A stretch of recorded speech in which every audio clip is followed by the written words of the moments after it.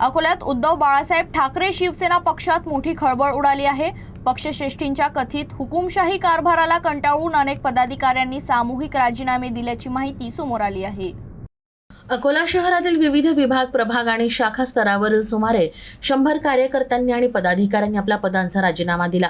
स्थानिक पक्षश्रेष्ठींकडून पक्षातील निष्ठावान कार्यकर्त्यांना डावललं जात असल्याचा आरोप करत निवडणुकांच्या पार्श्वभूमीवर ही नाराजी उफाळून आल्याचं सांगितलं जात आहे। काही पदाधिकाऱ्यांनी स्थानिक नेतृत्वावर गंभीर आरोप केले। दरम्यान या सामूहिक राजीनाम्यामुळे अकोल्यातील उभाठा शिवसेनेच्या संघटनात्मक रचनेला मोठा धक्का बसण्याची शक्यता व्यक्त केली जाते।